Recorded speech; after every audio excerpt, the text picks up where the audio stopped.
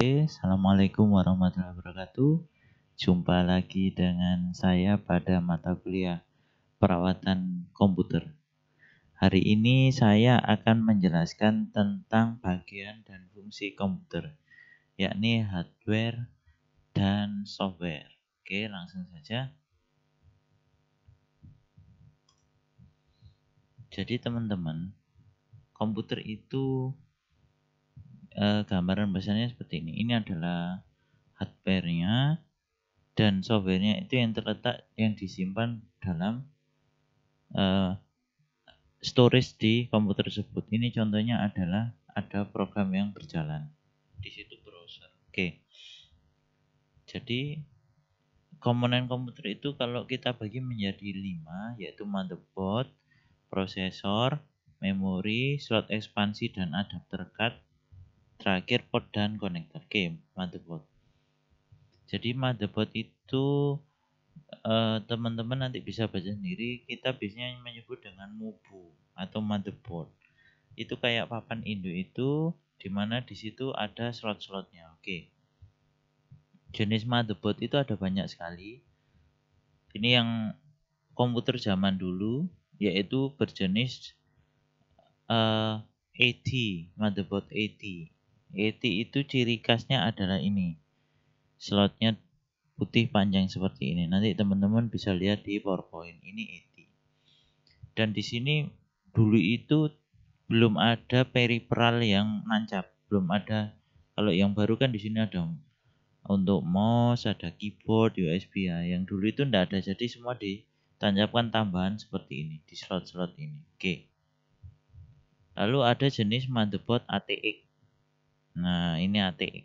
Ini sudah mulai agak modern. Jadi ini biasanya kalau yang tadi, yang sebelumnya itu biasanya digunakan di komputer 186, 286, 386, 486 itu masih pakai yang AT. Pentium 1 itu AT. Lah yang kedua ini ATX itu sudah mulai agak modern, di mana sudah ada slot-slotnya dan peripheral sudah ada. Ini digunakan pada motherboard Pentium 3 sama mulai Pentium 2 sampai Pentium 4. Ini sudah ATX. Nah, ini BTX. Juga sama, sudah lebih modern, jadi bedanya hanya di slot-slotnya ini. Nah, slot memori sama ini kalau BTX. Nah, ini BTX. Kalau tadi kan putih memanjang satu AT. Kalau apa yang ATX itu di sini, sebelah sini. Nanti teman-teman bisa lihat ya. Oke. Nah, ini BTX. Lalu ada ITX. Ini yang lebih modern lagi. Jadi slotnya slot di sini cuma satu. Jadi semakin modern semakin slotnya mengecil dan pinnya di sini juga lebih panjang. Itu ITX. Jadi pin tadi itu gunanya untuk apa? Untuk membagi dari power supply menjadi berapa volt tegangan yang akan dibagi. Oke, itu ITX. Jadi fungsi motherboard adalah ini. Nah, jadi teman-teman bisa lihat nanti. Oke. Lalu prosesor. Nah, ini namanya prosesor. Dia hanya bisa membaca 0 sama 1. Jenis prosesor ada banyak. Ada Intel, AMD, ada macam-macam. Ini Intel contoh. Ini jenis Intel. Nah, banyak sekali kan. Jadi mulai 4004 mikro, 8008 ini sampai ini. Nah, saya dulu yang pernah pakai itu nih 8086 sampai terakhir itu saya pakai di sini. Nah, ini sudah mulai Core i3 itu sudah. Jadi ini sudah pernah saya pakai semua. Oke. Kalau yang Intel, kalau yang AMD ini saya tidak pernah menggunakan. Karena dia lebih murah. Tapi dulu itu saya tidak seberapa senang dengan AMD karena panas, suka panas. Nah, ini AMD jenisnya ada banyak sekali. Jadi gampangannya gini. Kalau Intel Pentium 4 misalkan. Nah, di sini nanti ada AMD Athlon. Jadi setara dengan Pentium 4 gitu lah. Bahasanya gitu. Kalau Core i7 nanti ada AMD ini gitu kan. Ini jenis prosesor untuk Intel. Apple. Nah, ini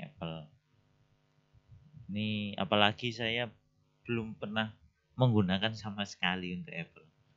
Ini prosesor VIA, ini jarang. Jadi ini jarang. Kalau di Indonesia VIA ini hampir tidak pernah digunakan, kecuali untuk VGA itu aja. Tapi untuk prosesor komputer jarang. Nah, kalau IBM ini saya pernah gunakan di ini IBM yang seri 486. Ini saya pernah gunakan IBM lalu sama Pentium 2 Xeon. Saya dulu pernah Xeon, kalau ada belakangnya Xeon itu berarti digunakan untuk server. Jadi zaman segitu komputer normal itu hanya satu prosesor, kalau sudah Xeon berarti sudah di backup 4 prosesor. Nah itu contoh. Lalu ada memori. Memori itu jenisnya banyak, ada DDRAM. Nah, terus ada SDRAM. Nih, lihat kakinya, bedanya di sini. DDRAM. DDRAM kan 1, 2, 3, 4. Nah, ini biasanya digunakan sudah mulai di atas Pentium 4. Jadi ini sudah mulai core 7, mulai dual core sampai sekarang core i7. Nah, kalau SDRAM ini itu yang generasi Pentium 3 sama 4. Ini SDRAM. Ada RDRAM. Nah, kakinya yang membedakan ya. Ada SRAM. Ada EDORAM. EDORAM ini digunakan di Pentium 1 sama 486. Kalau nggak salah ada sebagian Pentium 2 itu pakai EDORAM juga, dan ada yang masih menggunakan SDRAM. Oke. Ini digunakan di laptop kita ya ini. Kebanyakan. Nah. Lalu ada flash RAM. Nah, ini biasanya digunakan untuk piranti elektronik, VTV, VCR lah itu. Menyimpannya di mana? Di flash RAM. HP sekarang apakah pakai flash RAM? Iya. Tapi kalau sekarang namanya bukan flash RAM, tapi namanya IC MMC. Sekarang gitu, ganti nama saja. Tapi intinya di flash RAM. Nah, ini untuk penyimpanan VGA RAM. Apakah VGA itu untuk menampilkan dari komputer kita ditampilkan ke layar lah, ini outputnya biru ini.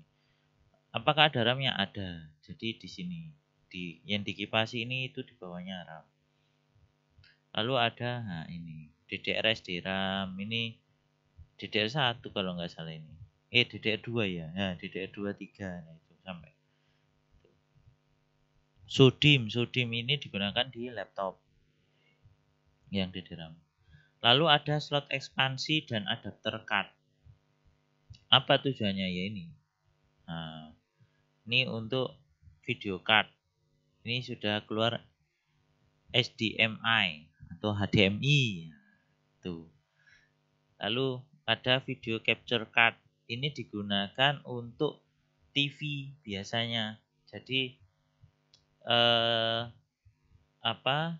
untuk menonton, jadi komputer itu untuk ngolah TV lah. Jadi ada inputan TV, dia dibagi lah gitu, gampangannya gitu. Itu dibagi 4. Nah, jadi gitu.